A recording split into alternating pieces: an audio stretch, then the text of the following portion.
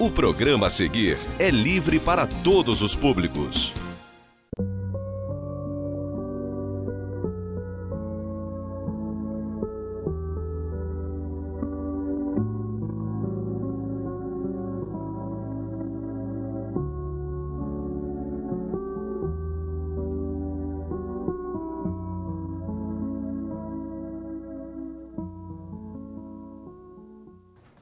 Olá, meus amigos, meus irmãos, sejam todos muito bem-vindos.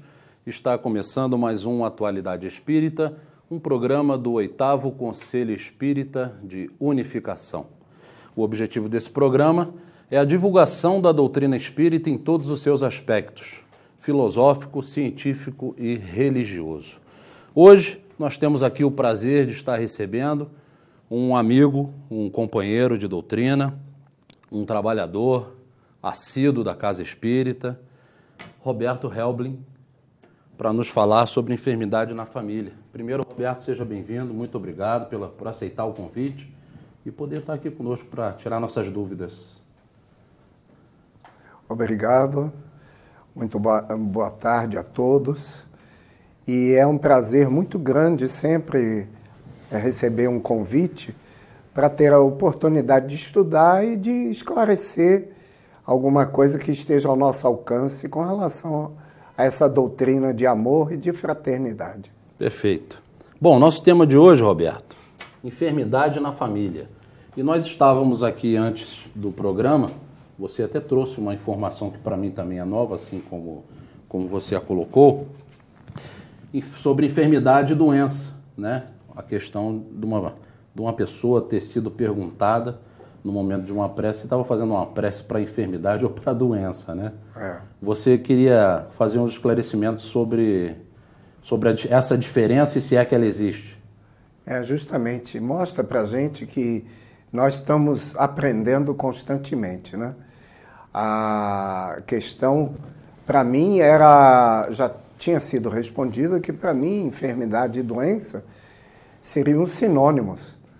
Mas eu fui, diante dessa pergunta que foi feita, eu fui pesquisar e realmente há uma diferença cada vez mais sutil, mas existe. A enfermidade é considerada algo ligado mais à alma, ao espírito. E a doença seria a manifestação no corpo. Então, na verdade, nós vamos ver no decorrer da tarde, que nós estamos estudando mesmo a enfermidade. A doença é uma consequência da enfermidade do espírito imortal. Sim, que se inicia lá no perispírito, que a gente vai chegar lá, né? Exatamente. Bom, eu queria começar com a seguinte pergunta. O que pode significar essas palavras de Jesus, Roberto? Conhecereis a verdade e a verdade vos libertará. Então, eu coloquei essa colocação de Jesus logo como a primeira coisa, porque muitas vezes a gente acha que a enfermidade, enquanto não é com a gente, ou com um filho, ou com um parente muito querido, é uma coisa que fica distante, né? Não é uma coisa muito real, porque a gente lê, a gente ouve, mas parece ser uma coisa que não nos afeta. Mas, na verdade, para aquele companheiro ou companheira que no momento está passando pela necessidade, pela dificuldade ou pela experiência da enfermidade, é um fator muito importante. E Jesus, como nós vamos ver, principalmente através do livro Céu e Inferno, né? Um dos livros básicos da doutrina espírita, ele deixou um esclarecimento muito importante. Porque, ao a gente saber a real situação ou a razão de nós estarmos passando por uma experiência, ao nós sabermos disso, existe um certo alívio, porque nós sabemos que existe uma razão. não é simplesmente uma vingança de um pai rigoroso ou um castigo ou alguma coisa assim. Por quê? Todos nós estamos sujeitos a uma única lei, todo o universo, que é a lei de causa e efeito.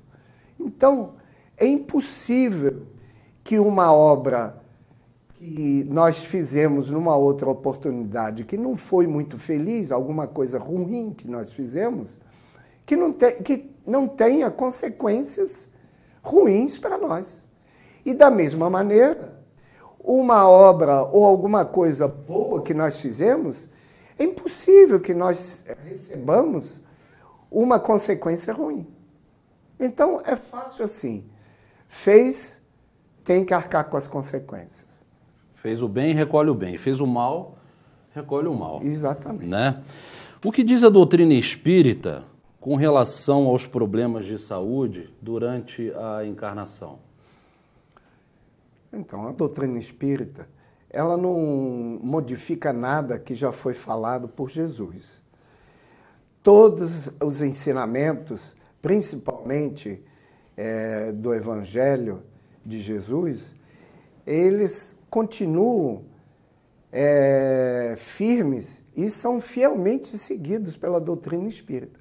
Ela só esclarece que a nossa vida não começa no dia que a gente leva aquele famoso tapinha no bumbum, quando nasce, e termina quando os amigos levam a gente no caixão para o cemitério. Nós somos seres imortais. Nós já pré-existimos e vamos continuar vivos.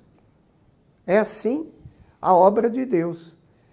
E por isso é muito importante nós sabermos que a lei de causa e efeito, como foi falado, não é uma lei que só existe para nós que estamos aqui encarnados, ou seja, nós estamos nessa vida no momento. Ela é uma lei que existe para todo o universo e para todos os espíritos, encarnados ou desencarnados. Não tem diferença. Então, se nós temos algum problema na atual encarnação, é porque alguma coisa nós fizemos. Ou fizemos na atual encarnação, né? Tem muitas coisas que a gente faz durante a nossa existência que vão trazer consequências para o organismo físico, é lógico. Quando a gente chega numa determinada idade, acorda de manhã, todos os dias sentindo dor. Mas por quê? Porque a gente fez muita extravagância enquanto era mais novo. Agora, tem alguns problemas que nós temos que são anteriores à nossa existência atual, que a gente tem que corrigir. E só tem um jeito de corrigir. É através dos problemas que a gente passa. Então nós temos aí uma maneira bem prática de saber de onde vem a consequência dos nossos problemas, né? A gente busca a resposta. Se ela não é da vida atual, ela pode ser de uma vida pretérita, né? De uma vida passada, não é isso? Exatamente. Tem até um ditado também que diz, em relação a isso que você falou, se você acordar depois de uma certa idade, né? Se você acordar sem sentir dor é porque você morreu. Ou que desencarnou, também, né? O que também não é correto, né? Porque Exato.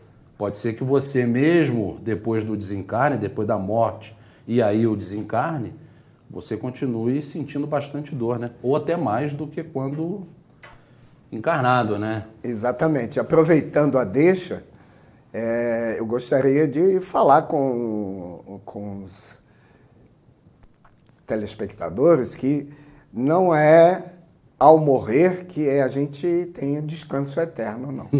Infelizmente, não é assim, não. O morrer é só da matéria.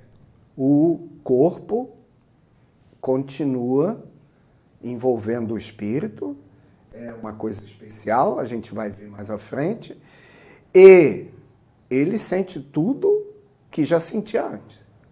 Ele leva todas as impressões Mal comparando, seria como o que nós estamos fazendo agora, gravando alguma coisa para que depois possa ser exibido. Exatamente. Definição perfeita. A gente grava durante a nossa vida para depois poder ser cobrado por isso. Exatamente. Né?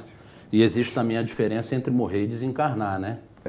São duas coisas distintas. Mas não vamos complicar, não. Não. Vamos complicar, não.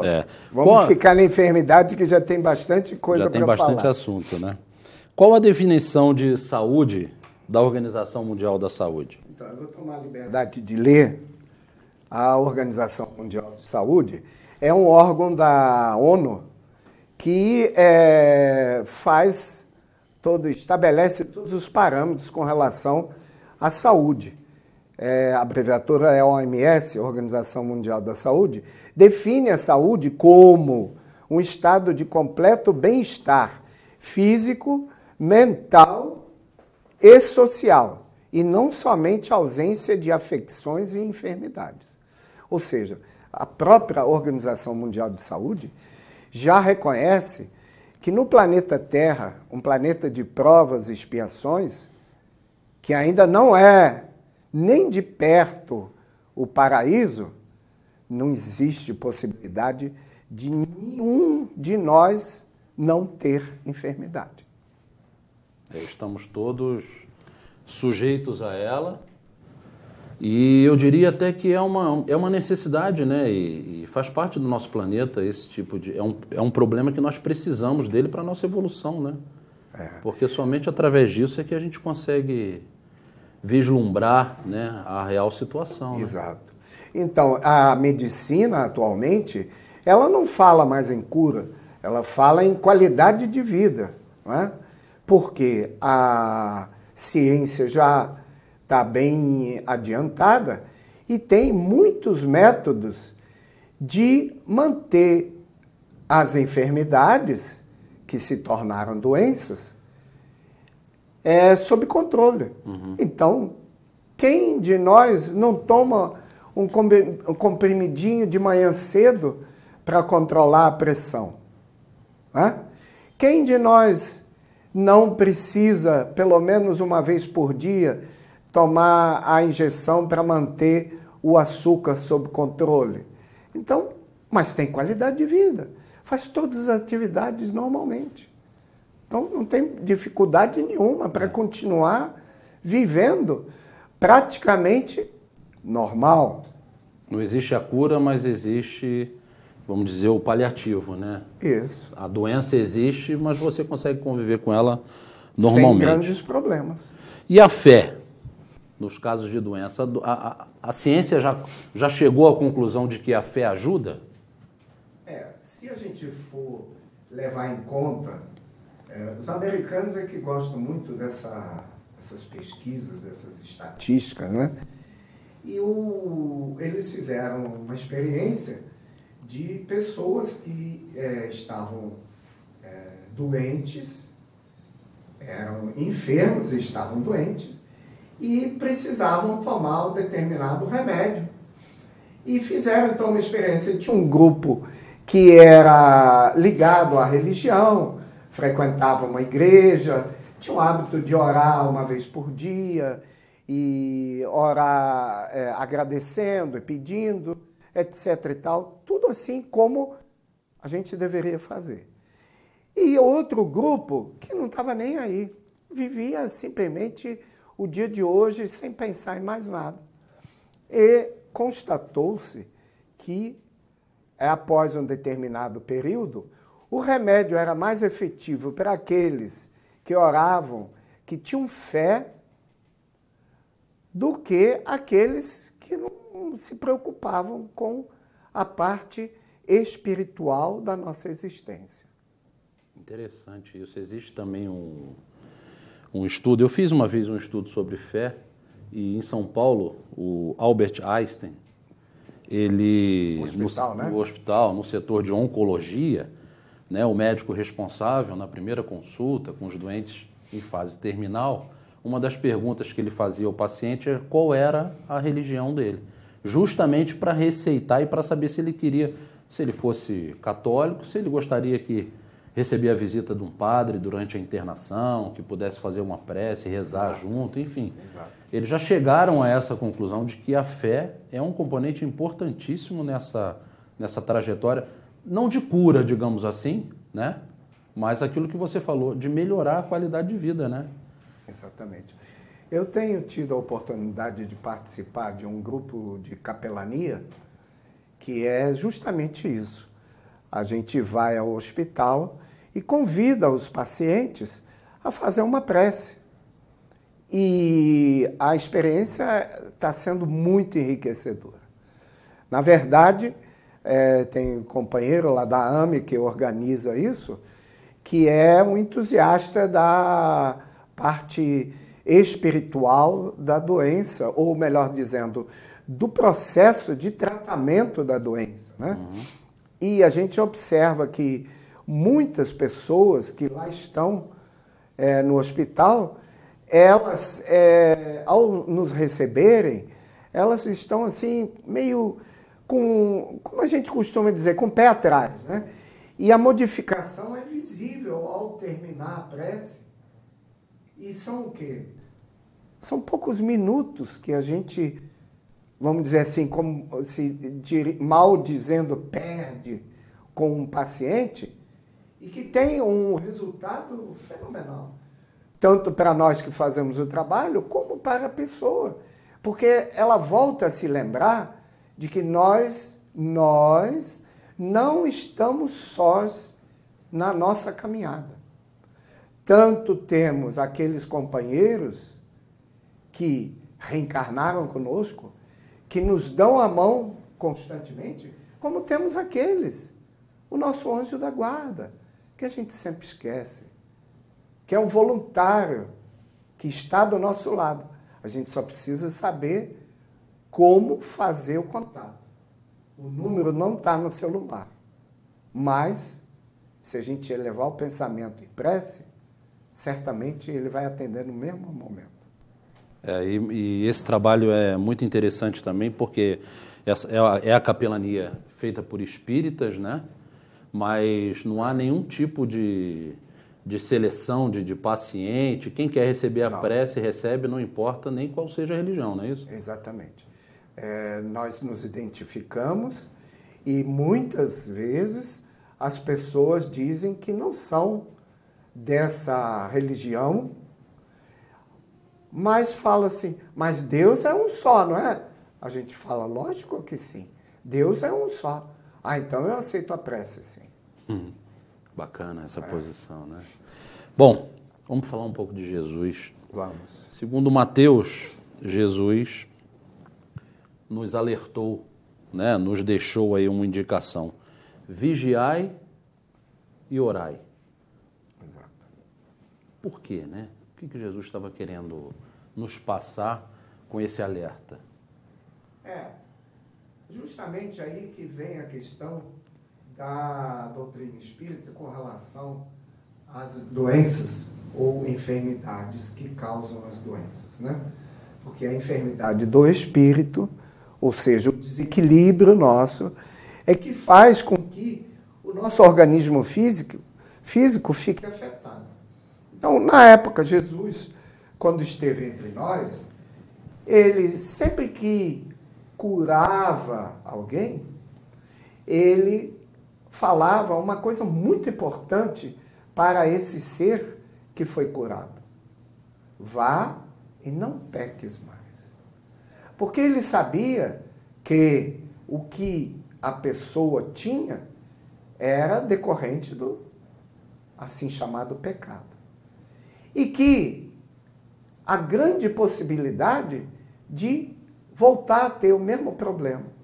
Aí alguém me perguntaria assim, não é possível, depois que a gente está curado, a gente não vai fazer a mesma besteira.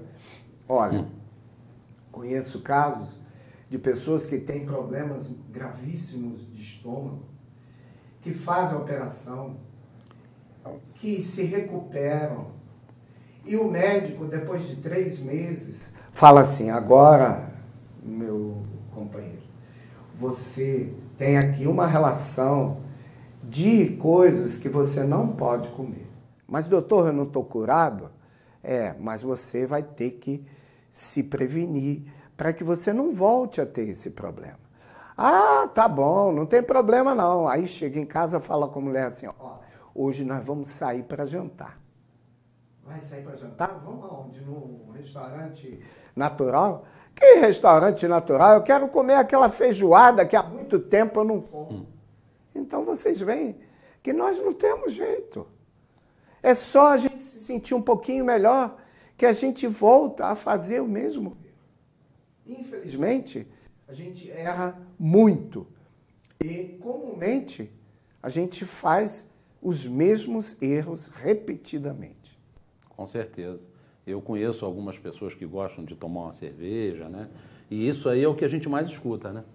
Num dia o cara passa mal e a primeira frase é nunca mais eu bebo, nunca mais eu faço isso. E vira e mexe, você encontra ele, ele tá lá tomando assim que se sente melhor, já vai... É isso aí. Nós somos assim. Verdade. Bom, nós vamos fazer aqui um pequeno intervalo e voltamos já já com esse nosso irmão nos trazendo esses esclarecimentos sobre enfermidade na família.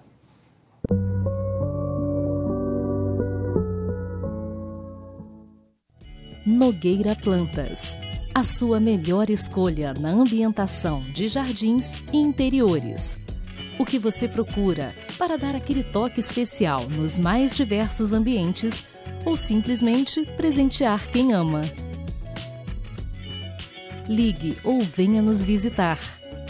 Nogueira Plantas, Rua Dom João VI, 475 no Cônego, 2528-3030.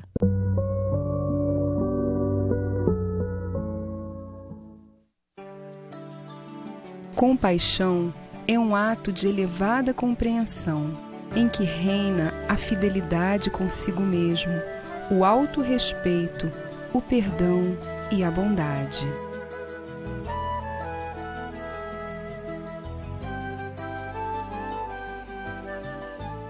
Pais e mães, compreendam a complexidade e a grandeza do trabalho que lhes assistem, pois os filhos são as obras preciosas que o Senhor lhes confia às mãos, solicitando-lhes cooperação amorosa e eficiente na senda evolutiva.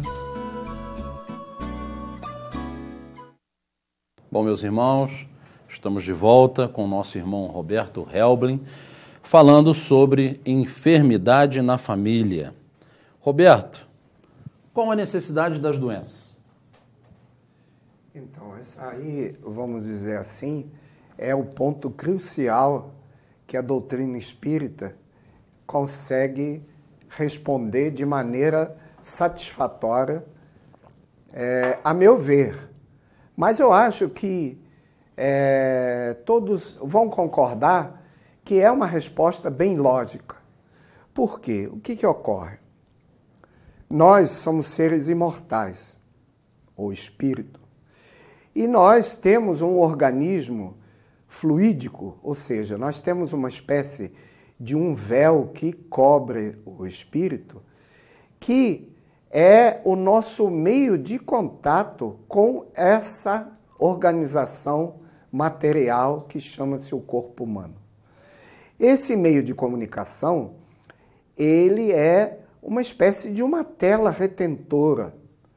Ela retém todas as impressões de todas as nossas existências. É como se fosse um gravador sofisticadíssimo. E é lógico que retém as coisas boas e também as coisas ruins. Então, voltando ao caso da pessoa que gosta de feijoada, se passar a existência brincando assim com o estômago, vai no médico e tal, tá melhor, aí volta. Com o tempo, o estômago, ele fica com um problema. E esse problema, ele fica marcado no perispírito. O perispírito, ele é o nosso verdadeiro organismo. Se a gente puder fazer uma comparação assim um pouco rústica, a gente poderia dizer que o nosso corpo seria aquela calça jeans que a gente ama. Nossa, uma calça que parece que foi feita para nós. A gente usa. É uma beleza. Aí um dia rasga. Mas olha, a gente se sente muito mal. Porque a gente pensa assim, ah, meu Deus, como que eu vou fazer? E tal. Mas depois a gente acaba se conformando e joga a calça fora e compra uma nova, né? O perispírito, em relação ao corpo, seria isso. Por mais que eu, espírito imortal, ache triste que o meu organismo físico já não corresponde às expectativas, eu vou ter que me desfazer dele um dia. Não existe ninguém no planeta Terra que não saiba, ao nascer, que o organismo físico vai voltar para a Terra. Então, o perispírito ficou lesionado. E para que o perispírito possa se curar, ele precisa expurgar o problema dele no organismo físico. Seria um modo de nós termos doença. As outras enfermidades, elas decorrem muitas vezes de problemas morais, né? Se nós fomos uma pessoa que falava muito e facilmente a respeito das outras e não de maneira agradável, pode ser que a gente tenha necessidade, numa outra encarnação, de não ter a possibilidade de falar ou ter um problema sério para que isso fique marcado para nós, como seres imortais, como é importante poder se comunicar verbalmente, mas corretamente, de acordo com a moral. Então, nós viemos num organismo físico que tem um leve problema com relação à fala. O resto está bom, mas a gente não consegue se comunicar tão bem. Existem casos mais graves. Vamos para o caso mais grave que possa existir, que é o suicídio. A pessoa dá um tiro na cabeça, terrível. Qualquer uma religião que exista atualmente condena o suicídio. Mas condena por quê? Porque é uma coisa que prejudica a uma única pessoa, aquele que comete o suicídio.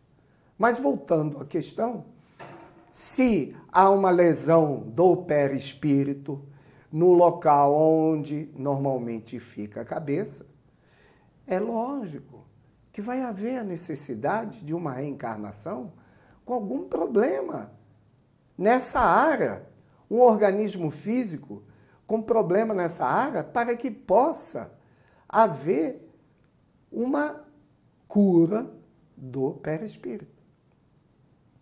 Então nós não precisamos mais olhar para aquele companheiro que é são e nós temos problemas físicos, psicológicos, emocionais, qualquer um problema que nós tenhamos, e perguntar assim, por que eu? Por que os outros não têm nada e eu tenho?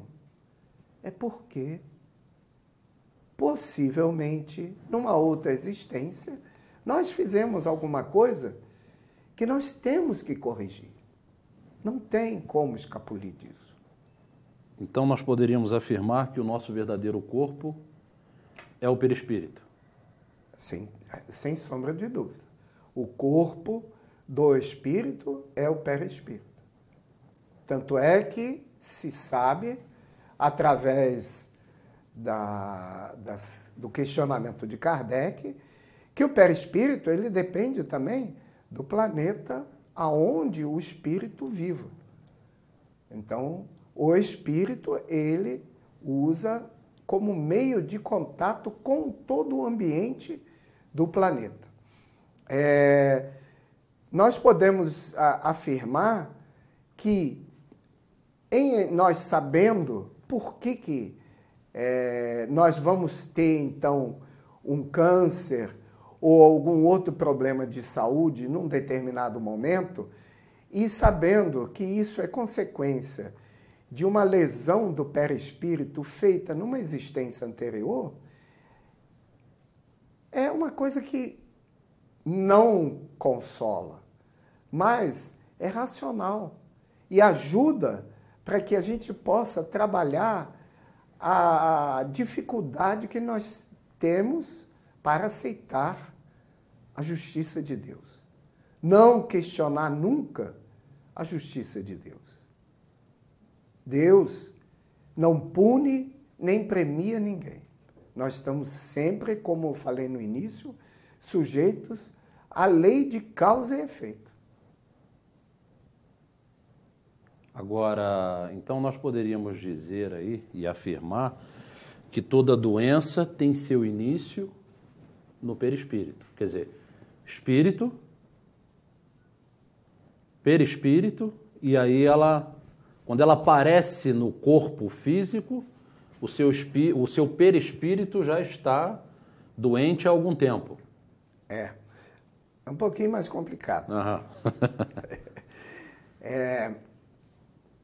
Eu acho que nos dias atuais é fácil de nós entendermos que Deus organizou o universo com uma perfeição milimétrica.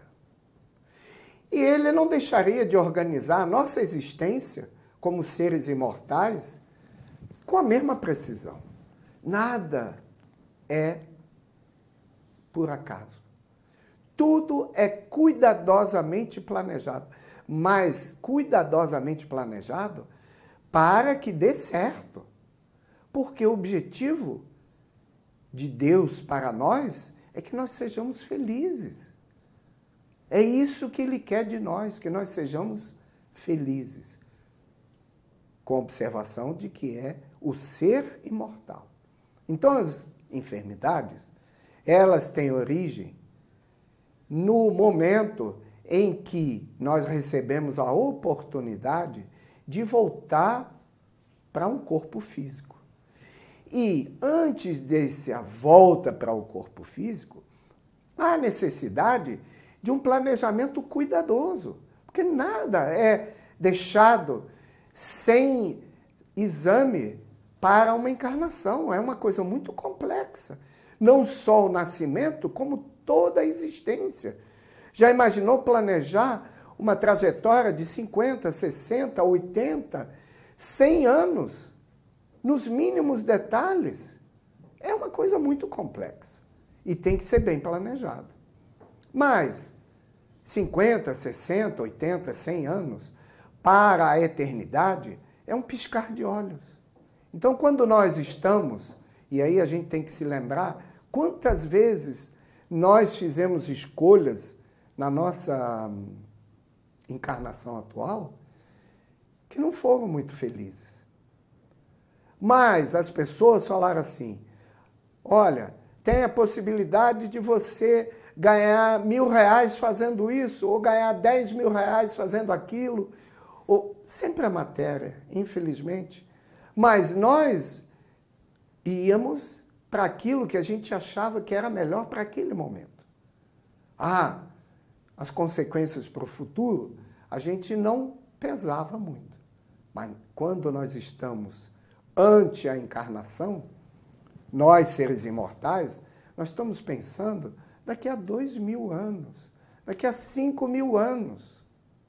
E aí, os organizadores da encarnação falam assim comigo.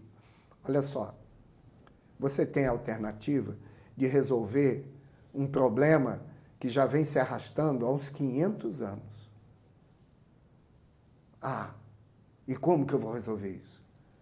Basta você reencarnar e ter esse e esse problema. Está tudo resolvido. Todo aquilo errado que eu fiz nos últimos 500 anos fica quitado? Fica quitado. Mas você tem que aguentar. E quanto tempo que eu tenho que aguentar? 50 anos. O quê? 50 anos só? Para resolver 500 anos? Aonde que eu assino aí? Que eu vou reencarnar? Porque para resolver com 10% das besteiras que eu fiz, resolver a minha vida, que ainda vai seguir? Então, muitos acham assim, não, eu não acredito que eu ia escolher uma coisa dessa. Mas ante essa possibilidade de resolver um problema pendente há tanto tempo, a gente escolhe. Até agora reencarnado a gente escolhe. Se um banco chegar para você e falar assim, você está me devendo 100 mil reais, mas se você fizer isso assim, eu quito a dívida. Você pesa as possibilidades e tal. Se não for uma coisa absurda, você faz. Então, é uma questão só de, como ultimamente a gente costuma ouvir e falar muito, custo-benefício. Se valer a pena, a gente pega. Tudo bem. Depois, quando a gente está aqui, que a gente esquece o que assinou, que a gente está aqui e a coisa começa a pegar, começa a ficar complicado, aí a gente fala assim, eu acho que eu não vou aguentar, não.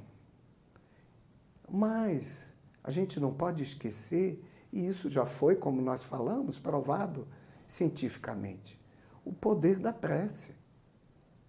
Porque a prece, além de nos elevar, a gente diminui o problema, a gente também ainda consegue ajuda dos amigos do mundo espiritual, do nosso anjo da guarda, que sabe o que nós temos que passar. E com certeza, ele vai nos ajudar, porque ele quer que a gente consiga vencer. Então, Roberto, todas as enfermidades que nos assolam, que enfrentamos, são escolhidas por nós, pelo próprio Espírito? Ou existe por aí, dentro desse caminho, algo que nos surge decorrente daquilo que você no início colocou, dos problemas que nós adquirimos durante essa caminhada? Olha, a questão é bem complexa, mas o que a gente conhece da literatura e da nossa existência, né? Quantas vezes nós fomos, de uma certa maneira, forçados a fazer determinada coisa porque era a menos ruim que a gente podia fazer. Então, diante da possibilidade de nós podermos retornar à vida física, diante da perspectiva de nós podermos resolver as questões que nós temos que resolver, muitas vezes a gente, de certa maneira, aceita o que nos não é imposto, porque nós temos um elemento muito, mas muito importante na nossa existência como espíritos imortais, que é o livre-arbítrio. Então, nós podemos aceitar ou não, mas a gente se sente, de certa maneira, obrigado a aceitar quando a gente vê os argumentos. Então, não é que a gente vá de livre e espontânea vontade, mas como a gente costuma dizer, né, de livre e espontânea pressão. A gente aceita porque é o menor dos males, vamos dizer assim. Então, não é bem uma escolha, mas é o menor dos males que a gente poderia passar naquela determinada encarnação.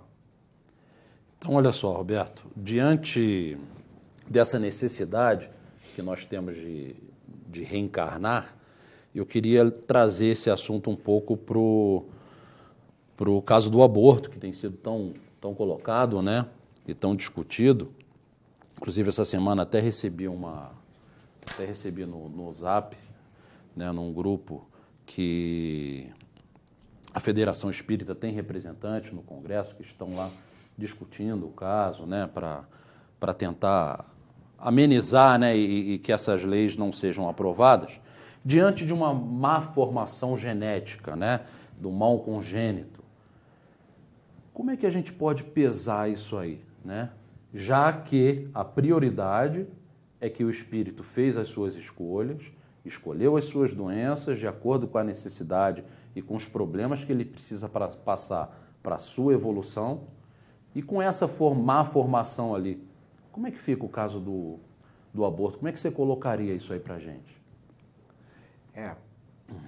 Veja só, claro que muitos vão dizer assim, é fácil falar porque você não está passando por essa situação.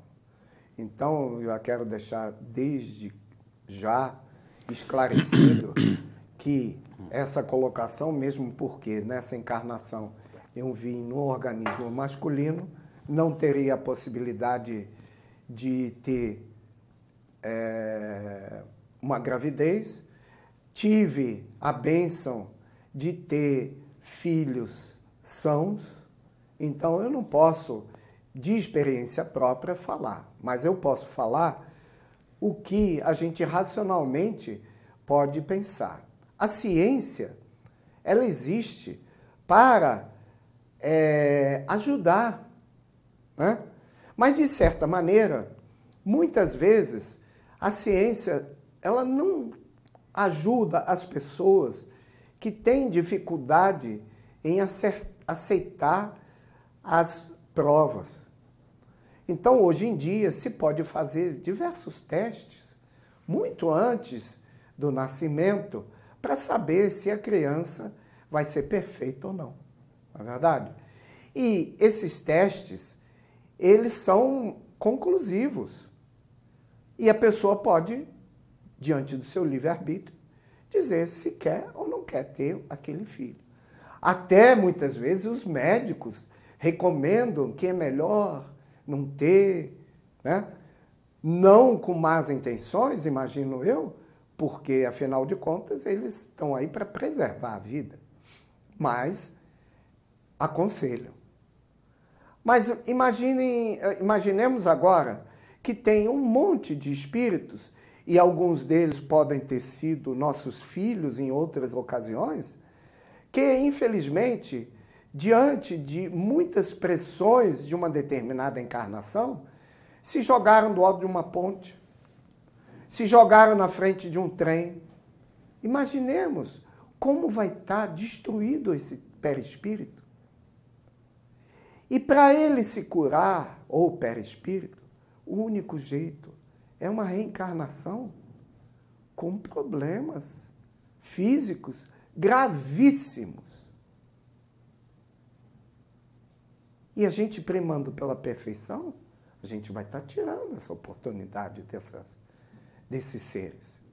Que talvez numa outra encarnação foram nossos filhos, que certamente nós aceitamos para que eles viessem e nós ajudássemos a eles a se curarem. Não estou discutindo o fato de que a gente tem direito a se arrepender. Às vezes a gente acha, no final das contas, que eu ousei demais. Eu não estou preparado ainda para essa prova. Mas eu posso garantir que não tem 1, 2, 3 casos que eu conheço pessoalmente de seres que falaram: eu quero a criança assim como ela está e vou cuidar dela toda a minha existência. Então, é possível? Não precisa ser Jesus para poder fazer isso, não. Pessoas, assim ditas, normais, conseguem fazer isso. E, claro, Deus tem as suas estratégias para que a gente, vamos dizer assim, de certa maneira, se sinta obrigado a aceitar coisas, né? Tem um caso clássico de criança que tentou reencarnar por 2 vezes e justamente a mãe abortou porque a criança tinha uma má formação. E na terceira vez, o mesmo espírito reencarnou, perfeito, e assim que começou a andar, teve uma queda e ficou com a má formação para o resto da existência. Quer dizer, a resistência em aceitar uma gravidez não adiantou, porque tinha que ser daquela maneira. Nós não temos como fugir da responsabilidade que nós temos. E Deus sempre encontra uma maneira, mas é uma maneira amorosa. Por quê? Depois que a gente olha nos olhos de uma criança, a gente sabe que é possível, sim, conviver com essa criança e fazer tudo. Por quê? O amor é que vence todas as barreiras. Muito bem. Roberto, chegamos ao final do nosso programa. O tempo passa rápido, né? Exatamente. Eu agradeço, tenho certeza que nós deixamos aí, você deixou aí para os nossos telespectadores bastante informação para muita reflexão durante essa semana. E até uma próxima oportunidade. O meu objetivo não era complicar, mas fazer a todos uma reflexão para que a gente possa ver as coisas de um outro ângulo também, né? Com certeza. Espero que possa ter ajudado a essa reflexão e que o nosso Mestre Jesus possa, nos casos de dúvida, sempre esclarecer através da prece. Muito obrigado, Roberto. Bom, meus irmãos, e assim nós encerramos mais uma Atualidade Espírita. Fiquem todos com muita paz e até o próximo programa.